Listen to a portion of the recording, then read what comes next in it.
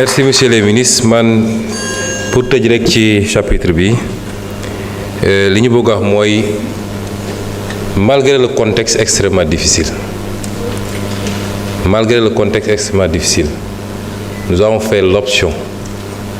d'orienter le maximum de dépenses vers le social, def beaucoup de renonciations pour mun a soulager les Sénégalais. Le plan de redressement économique, les études qui ont été faites dafa démontrer ni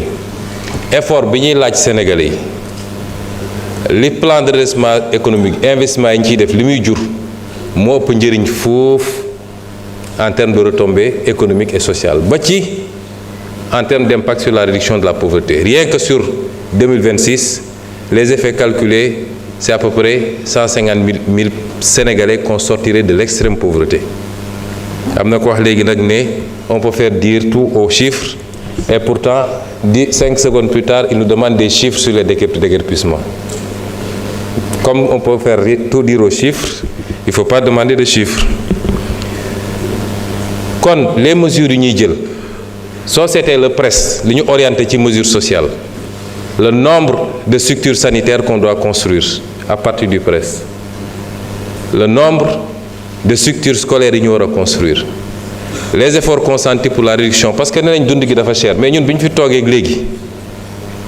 prix ceeb yokkuwul, prix diwlin yokkuwul, prix suukar yokkuwul te def nañu des baisses bi ñu fi toogee léegi et malgré la conjoncture te dina amaat yeneen baisse incha allah. Kon loolu li ma bëgg a wax Sénégalais yi mooy jafe-jafe am na ci lu ñu donn waaye terewuñu saa su ne suñu première préoccupation bu ñu xëyee mooy naka la ñuy def ba malgré tout ñu gën a yombalal Sénégalais mbir yi. Waaye nag aw askan goo gis tey mu nekk dans l'aisance bëgg naa kenn ku nekk si yéen de temps en temps guddi balaa muy tudd rek na dugg YouTube mu tàppe Chine révolution chinoise wala mu tàppe Singapour wala mu tàppe Malaisie wala mu fu mu munti tàppe rek mu déglu mu xool le changement structurel des sociétés du lu yomb. Bi may nekk opposition je disais il faut qu'il y ait une génération avec une masse critique qui accepte de se sacrifier pour ëllëgu réew mi mënul yombee noonu.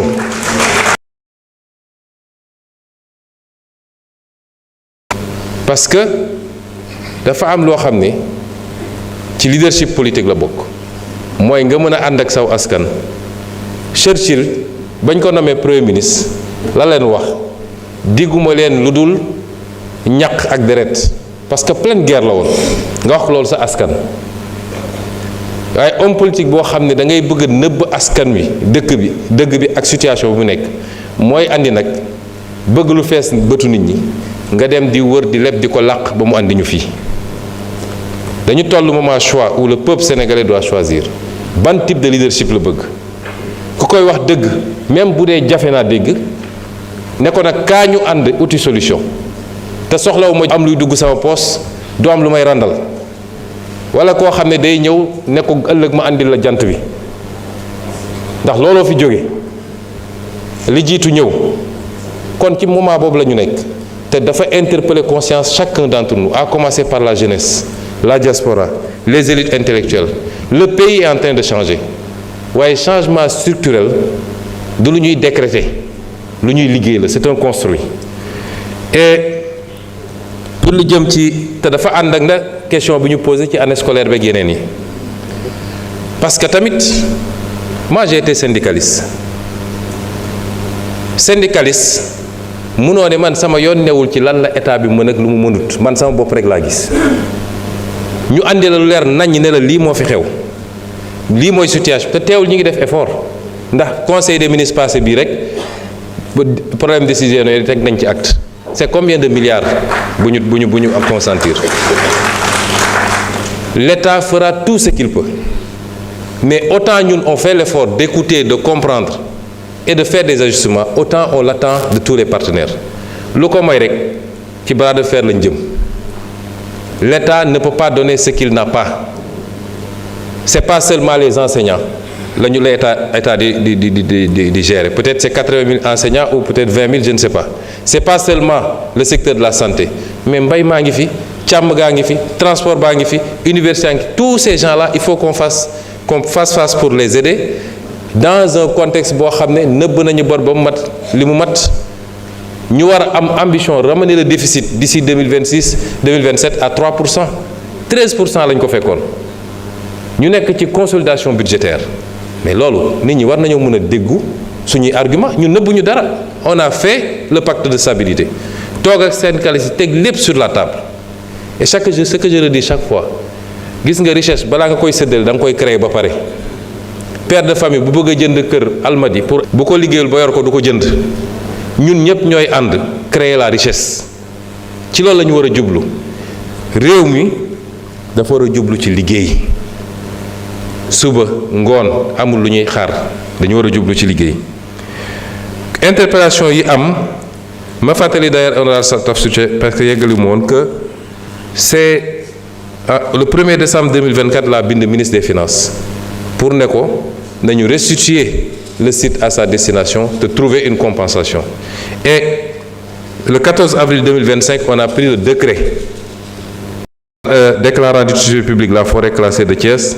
et prononçant le retrait du bail bi waroon dem vers la construction de cité. laaj nga ma nag lu jëm ci 1000 milliards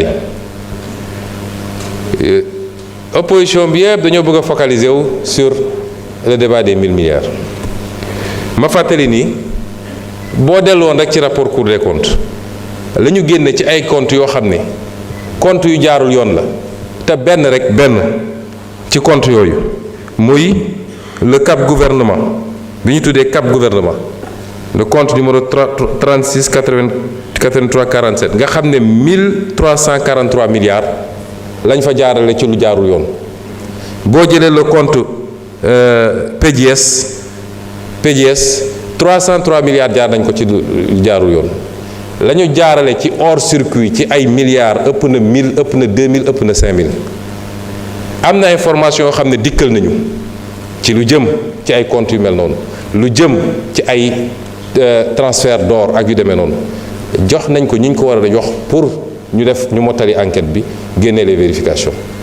la ci des nag man lu ma leen mën a wax Moussa wax histoire da koo andi ba mu leer nañ fii bi may wax problème mu OFNAC bi 94 milliards yi nga dégg naa ko ci ba assemblée bi fii def commission d'enquête maa ngi woon campagne présidentielle ñu ne ma ñëwul uy si ma bañ fan la mujje rapport boobu mi ngi parquet financier fi mu ne nii ñu ngi cee convoqué ay nit bi may wax fii li jëm ci Petro-Tim ak bi may wax fii ci li jëm ci dette cachée bi ba ci sax rapport Prodac bi nga xam ne tey ñu ngi ciy convoqué ay nit te am na ci yeneen développement yu gën a intéressant xam naa dina am ñuy ñàkk nelaw et semaine prochaine samay avocat dinañ ci wax ak Sénégal yi bu soobee yàlla ñu ngi leen di gërëm gën sant.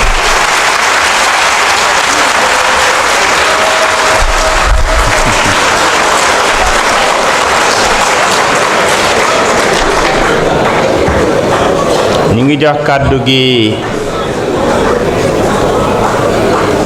au dernier orateur Mohamed Aïb Salim Dafé. Honorable, vous avez la parole.